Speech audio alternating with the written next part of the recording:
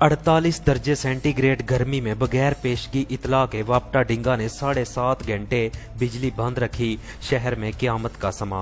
क्या वापटा डिंगा को कोई पूछने वाला नहीं? शहरियों का सवाल। अगर तारें डालनी हैं तो एक रोज कबल शहरियों को आगाह किया जाता है ताकि वो पानी स्टोर कर लें और जनरेटर वगैरह का मुतबादल बंदोबस्त कर लें। काम शदीद गर्मी के औकात में करने की बजाय सुबह शुरू किया जाए।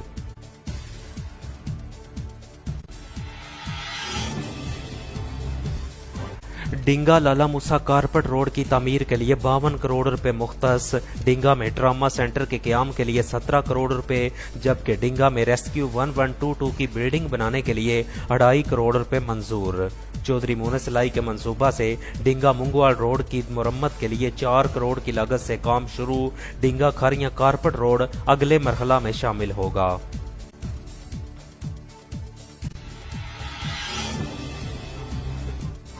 पाकिस्तान सुपर लीग 6 का फाइनल आज खेला जाएगा। फाइनल पेशावर ज़ल्मी और मुल्तान सुल्तान के दरमियान होगा। मैच पाकिस्तानी वक्त के मुताबिक रात 9 बजे शुरू होगा।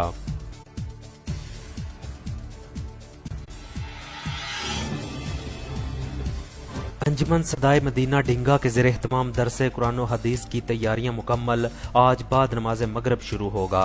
अल्लामा मौलाना साहबजादा गुलाम बशीर नक्शबंदी खसूसी खताब, जबकि पीर सैयद उबैद हैदर शाह सदारत करेंगे।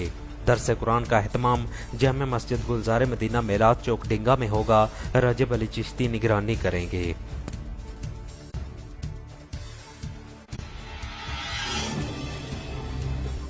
ईद उल अज़हा 21 जुलाई को होने का इम्कान है। महकमा मौसमियात ने पेशनगोई कर दी। 10 जुलाई को चांद नजर आने के इम्कानात कम हैं। यकम जुल्हज 12 जुलाई को होने का इम्कान है।